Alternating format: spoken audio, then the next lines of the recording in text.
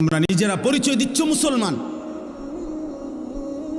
তুমি বলো তোমার বাবা মুসলমান, মা মুসলমান, তুমি মুসলমান। যতবার তোমার ধর্মের পরিচয় জিজ্ঞাসা করছে ততবারই তুমি বললা ধর্ম তোমার ইসলাম, রব তোমার আল্লাহ, নবী তোমার মুহাম্মাদুর রাসূলুল্লাহ সাল্লাল্লাহু আলাইহি ওয়াসাল্লাম, কিতাব তোমার কোরআন। তুমি বললা তুমি মুসলমান। হায় অথচ খোদার ৩৬৫ দিন, এক বছর এমন পার হয়েছে যেই এক বছরে নাফরমান কোনো দিন ফজরের নামাজ পড়ে না।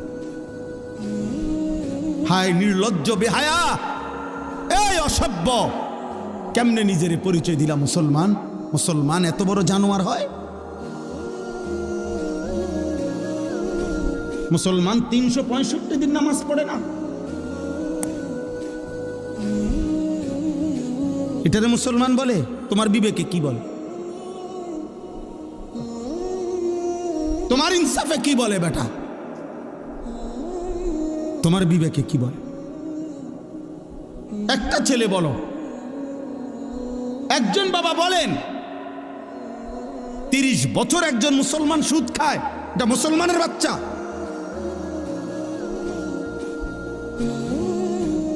একটা মুসলমান ৩০ বছর ওজনে কম দেয় প্রত্যেক দিন, এটা মুসলমান?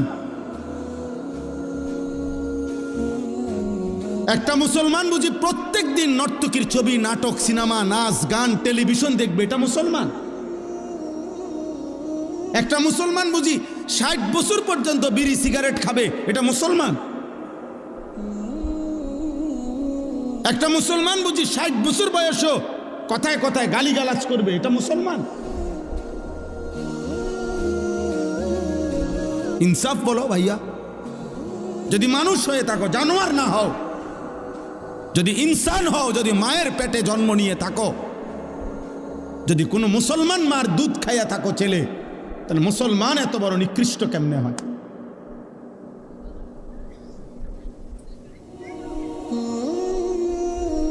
বলো ভাই। রাসূলুল্লাহ সাল্লাল্লাহু আলাইহি ওয়াসাল্লামের সাহাবী হযরতে আনাস ইবনে মালিক, বিখ্যাত সাহাবী আনাস রাদিয়াল্লাহু তাআলা আনহু, নবীজির খাদেম ছিলেন। এই সাহাবী আনাস রাদিয়াল্লাহু তাআলা আনহু ওমর রাদিয়াল্লাহু তাআলা আনহুর জামানায়, হযরতে ওমর যখন ইসলামের দ্বিতীয় খলিফা ছিলেন, তখন পারস্যে একটি যুদ্ধে মুসলিম সাহাবারা যুদ্ধের ময়দানে সাহাবায়ে কেরাম এক টানা ২৪ ঘন্টা, মানে সারা দিন যুদ্ধ করছে, সারা রাত যুদ্ধ করছে। ঘটনাচক্রে ফজরের মুহূর্তে যুদ্ধের ময়দানের অবস্থা এমন তীব্র ছিল যে কোনোভাবে চূড়ান্ত মুখোমুখি দুশ্মনে আর মুসলমানে সাহাবেরা এভাবে ভিতরে ঢুকে গেছে যে যুদ্ধের তীব্র লড়াই চলতেছিল। ওই কিতাবে স্পষ্ট সব তারিখে আছে। ফজরের নামাজ ওয়াক্ত চলে যাইতেছে, কিন্তু মুসলিম সাহাবীরা যুদ্ধের ময়দানে যুদ্ধটা শেষ করতে পারতেছে না কোনোভাবে, কিন্তু ওনারা তীব্র আক্রমণ কইরা শেষ পর্যন্ত যখন আল্লাহ মুসলমানদের বিজয় দিছে, কিন্তু ঘটনাচক্রে এরই মধ্যে সূর্য উঠে গেছে, ফজরের ওয়াক্ত শেষ হয়ে গেছে। সাহাবায়ে কেরাম সূর্য উঠার পরে গিয়া ফজরের নামাজ কাজা করছে। এই একবার আমি নিজে ইতিহাসের নির্ভরযোগ্য কিতাবে পড়ছি রে ভাই। কিতাবে আছে হযরত আনাস রাদিয়াল্লাহু তাআলা আনহু পরবর্তীতে মৃত্যু পর্যন্ত, আনাস রাদিয়াল্লাহু তাআলা আনহু লম্বা হায়াত পাইছিলেন, উনি অনেক হায়াত পাইছেন, ৯০-এর ঊর্ধ্বে। পরবর্তী একেবারে বৃদ্ধ অবস্থায়ও যখনই ওনার কাছে ওই যুদ্ধের ঘটনা বলতো, মুসলমানদেরকে আল্লাহ বিজয় দিছেন, উনিও ছিলেন ওই যুদ্ধে, উনি অজরে কাঁদতে শুরু করতেন, কসম খোদার। তো অন্যান্যরা যখন জিজ্ঞেস করতো যে আনাস রাদিয়াল্লাহু তাআলা আনহুকে, সাহাবী, আপনি এই যুদ্ধের কথা বললেন, কাঁদেন কা? এই যুদ্ধে তো মুসলমানদের পরাজয় হয় নাই, বিজয়ী হয়েছে, আপনি কাঁদেন কেন? উনি বলছে আল্লাহর কসম, এটাই তো সেই যুদ্ধ যেই যুদ্ধ জীবনে আমার একবার ফজরের নামাজ কাজা করে ফেলছে।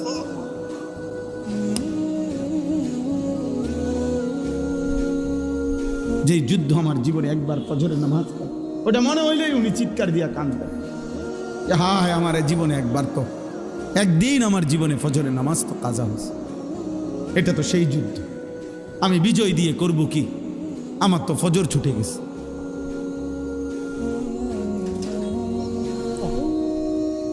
পুরা হায়াতে একদিনের একটি ফজরের নামাজ কাজা হয়েছে, ছেড়ে দেয় নাই। এর জন্য দোস্ত এই পরিমাণ কাঁদছেন যে মৃত্যু পর্যন্ত কাঁদছেন, মৃত্যু পর্যন্ত এই কথা মনে রাখছেন। 18 বছর 20 বছরের প্রিয় ভাই, কিশোর নওজোয়ান সন্তান আমার 16 বছরের সন্তান আছে। তাইলে তোমরা যাদের বয়স 16, তুমি আমার সন্তান, তুমি আমার সন্তান। আমি তোমারে বললাম 18 বছর 20 বছরের ছোট ভাই, তোকে আমি বললাম, জানতে চাইলাম তোমার কি মনে আছে মোট তোমার এই পর্যন্ত কতগুলো ফজরের নামাজ ছুটে গেছে?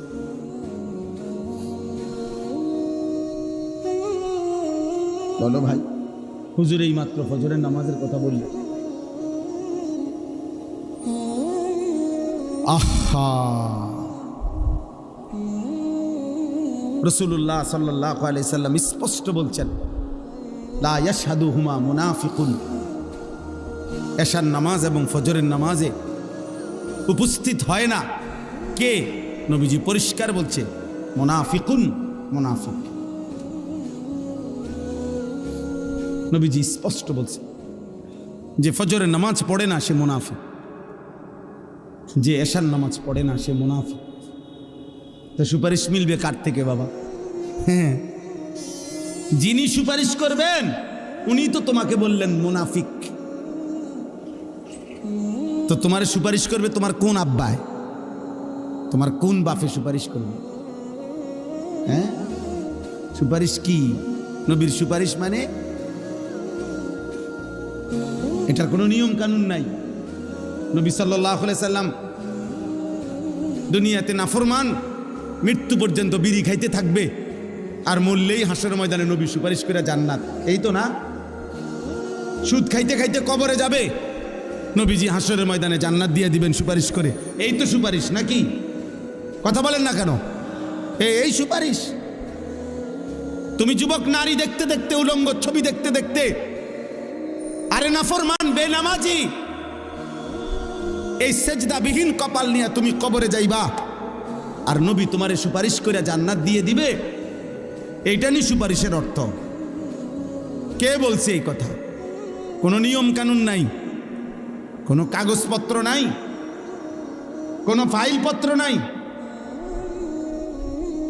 তো যাই হোক, বলার উদ্দেশ্য হলো হুজুর এই মাত্র বললেন যে আমল মাকসাদ, বললেন না এখন আমল মাকসাদ। তো আল্লাহ তাআলার কথা যদি কেউ মনোযোগ দিয়ে শুনে, আল্লাহর ওয়াদা যে তোমার উপরে রহমত বর্ষিত হবে, মানে হলো আল্লাহ তাআলা তোমাকে আমলের তৌফিক দিবে। প্রিয় ভাই, আসলে অনেক মানুষ আছে ফিরতে চায়, ফিরতে পারে না। মাঝে মাঝে মন চায় নামাজ পড়তে, সময় কুলায় না, অথবা মানসিকতাই হয় না। অনেকের আছে অনেক গুনাহ ছেড়ে দিতে মন চায়, কিন্তু কে যেন তারে ফিরায় রাখে। তাহলে আল্লাহ তাআলা কাউকে ইবাদতের তৌফিক দেওয়া, এটা আল্লাহর নিয়ামত, এটা আল্লাহর নিয়ামত। এই জন্য আল্লাহর কথা মনোযোগ দিয়ে শুনতে হবে, আজকে না সব সময়। প্রিয় ছেলেরা, কিশোর নওজোয়ান ভাই, মহব্বত করেই আসছো, আমরা বুঝি, ভালোবেসেই আসছো। তো মনে করো আমারে মহব্বত করে আসছো, তো এটার মাকসাদ কি? যে উনি কোরআন সুন্নাহর কিছু কথা বলবে, এগুলো আমি শুনবো, এই নিয়তেই আসছো। তাহলে আয়সা যদি তামসা করো, তাহলে আসলা কেন ভাই? আয়সা যদি তুমি মোবাইল নিয়েই ব্যস্ত থাকো, তো আসলা কেন ভাই? আয়সা যদি তুমি বুট বাদামি খাও, তো আসলা কেন? বুট বাদাম কি পৃথিবীতে আর কখনো মিলবে না? বুট বাদাম কি বেচা কিনা আজকেই শেষ? কথা বলেন না তাইলে শুধু শুধু এটা তো একটা ম্যাজিক না যে সার্কাস দেখাইলাম, আমি আইলাম, আমরা দেখলেন, এটা তো কোনো কথা না বাপ। আমি এই জন্যই বললাম, দয়া করে সমস্ত ছেলে বাবা সবার কাছে অনুরোধ, আল্লাহর কথা মনোযোগ দিয়ে শুনতে হবে। চোখের দিকে তাকাইয়া শুনলে বরকত। চোখের দিকে তাকাই, হাদিসে স্পষ্ট আছে সাহাবায়ে কেরাম এভাবে আল্লাহর নবীর কথা শুনতেন যেন তাদের গর্দান থেকে মাথাটা আলগা করে রাখছে, অর্থাৎ মাথা থাকলে না নড়ত, এমন নিশ্চুপ এবং এমন মনোযোগ যে মনে হয় যেন মাথাই নাই। তো সাহাবায়ে কেরাম বলতেছেন কাআন্না আলা রুউসিনা তাইর, আমরা নবীজির চারপাশে বসলাম নবীজির কথা শুনতে, এতটা মনোযোগ যে যেন আমাদের মাথার উপরে পাখি বসছে। তো কোনো মোটা ডালের মধ্যে পাখি বসে, যে ডাল নড়ে না, চিকন পাতলা ডালে, গাছের ডাল আর কি, যেটা শুধু নড়ে হালকা বাতাসেই, এটার মধ্যে পাখি বসে না, কারণ এ তো শুধু নড়ে। তো এজন্য এতটাই স্থির মাথা যে এত মনোযোগ যেন মাথার উপরে আইসা পাখি বসছে।